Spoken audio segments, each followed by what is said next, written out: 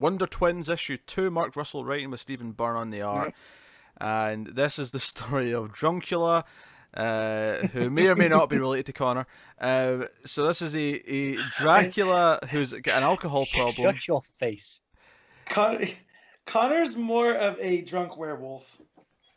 So this is a Dracula who's got a drinking. Now, at first I sort of went, wait, so he drinks too much blood, but then it gets more specific, and he's like, no. Yeah. He keeps feeding on people who have been drinking alcohol, so he has an alcohol problem through the blood that he drinks.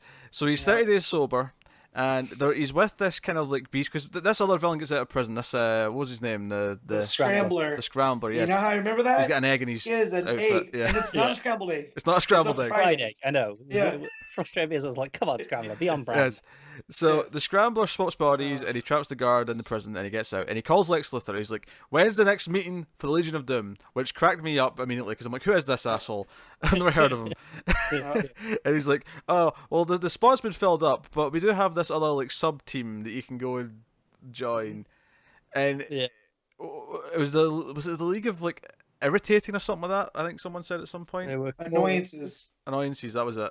League of Annoyances. League of Annoyance. Yes, and he goes and joins this team, and this is where we meet Druncula and some other characters who are odd. Prey Mantis, but and really, then possibly my favorite one. Do you know what this made me is think of? Amphetamine. Amphetamine killed me off. Yes, that was good. This is basically the PTA. This is like mums who get together and because it was when the woman pulls out like I made up plans all night of like, how to lure evil children into the ranks, and it was like And they're all like, yeah, excellent. This is a mum who like gets out like her like plan for like the baking like thing that's coming out of the bake off or whatever they do. The bake sale. The bake sale, yeah, thank you. But we're gonna put drugs in them. And they're like, so Druncula, what you got? And like, Baron, I'm more than just my drinking. And he wants to start a bunch of trolls on Twitter. Yes. And like, well, take them down. So yeah, they'll be so distracted with all the bad social media that the Justice League won't have time to do anything else. Yeah, and Prey Mantis like, all right, I was just hoping for a plan that had more biting. Yes. So he gets talked into. He gets talked into this, right? He gets talked into going and biting some people at a non-alcoholic place. It's like a kids' restaurant or something like that, and the Wonder Twins get sent out to deal with it. He's like, oh, we're going to deal with this. And the end of the issue is that after they've caught him, there's no room in the actual holding cell, so they get sent to this Lex run place where they hold criminals overnight. Which is where Scrambler broke out of. Yeah. Right. So there's this whole undercurrent about the United States prison system. Oh yeah, I was going to get to this, because this is something that the Wonder Twins themselves talk about. But I was going to get to the field trip after this. But it ends with him being put in a holding tank with all the drunk perps. So when they go in the last page, they find him like with all these people bitten, and he's just drunk. He's like, I was 30 days sober. I didn't want this. Yeah. He's just. They feel terrible. I feel like I shouldn't be laughing because this is like he's a victim of his addiction. Yes. Right. Like. Yeah. But at the same time, they put him in a drunk tank, and he's a vampire. So what else is he gonna do? Do you know what I'm really shocked at with this book is the first issue was really funny and likable, and we really enjoyed it. This issue was just as funny, it was just as likable, but it's actually got social commentary in it. From what I hear, that's Russell's thing. Right. Like, the first issue, this was an anomaly to kind of ease people in, whereas no, the social commentary is what he does. Once I get caught up on some of the other books that I have that I want to read, I want to go back and read his Flintstones. Because I heard that has social commentary all peppered throughout. Yeah, because they get taken to because the field trip to the usual place gets cancelled because of budget cuts. So they're taken to the prison because they'll have them for free, and they're getting walked through the prison, which I felt was weird. And first of all, they're just walking them through like the general like pop of all the prisoners sitting around. I love that Zan, though, is like, are we going to an aquarium or a zoo or whatever fun place? We're going to a prison. And they've got the prisoners doing call center work in the prison. And I think I cracked up a lot at the prisoners. Yes, we can install your home security system. And I just started laughing. And because she has one of this really good point when the guide's like, 9 out of 10 people who get their learn some vocational skills in here get jobs afterwards and never get reoffend, never come back to prison. Right. And she's like, so what you're saying is that 90% of your prisoners shouldn't have been here in the first place if they'd learned how to do this, actually got educated in the first place.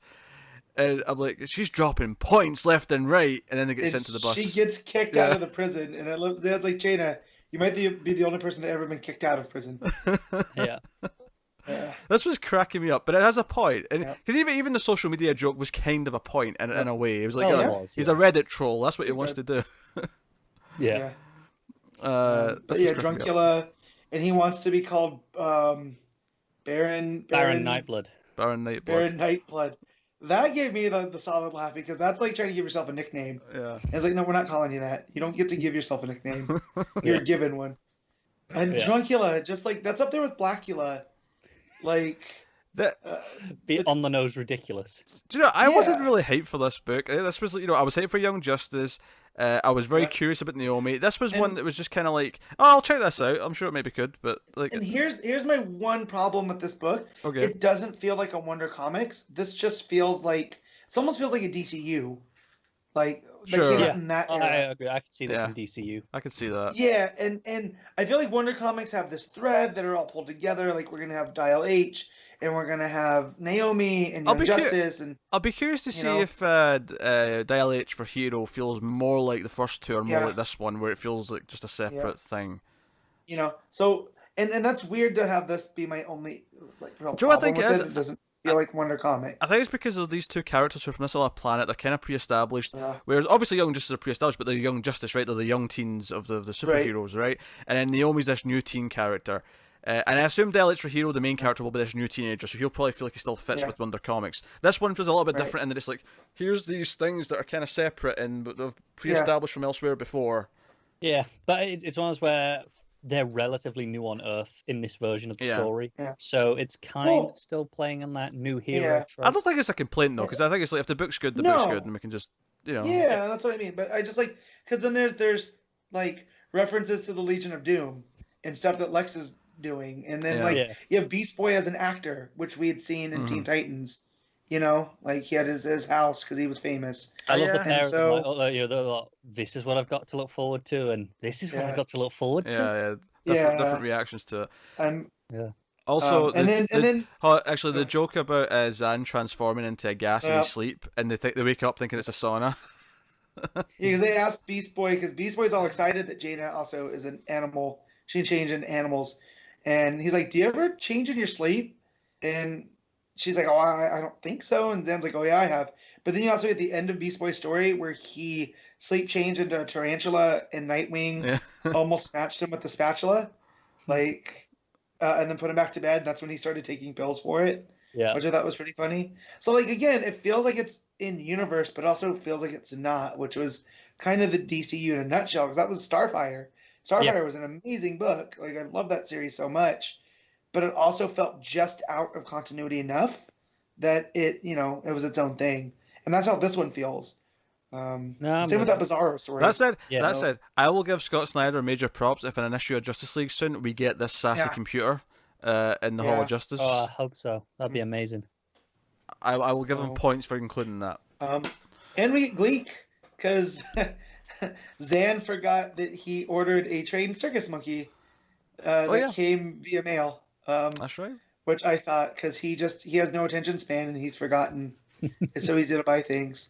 Yeah, I really hope, if we don't get a season 2 of Wonder Twins, I hope Mark Russell has another 6-issue book in phase 2 of Wonder Comics. Yeah. Ideally with Stephen Byrne again, because oh my god, the art is so good. It's so expressive. It's perfect for this style of story. Yeah. I would love him on the Teen Titans in a Teen Titans Go kind of vibe. Yes. But done this style. What are we rating Wonder Twins issue 2, Matt? I'm going to give it an 8.5. Connor? 8.5. 8.5 for me as well. There you go. 8.5s all around. Really good. Very, very, very, very good.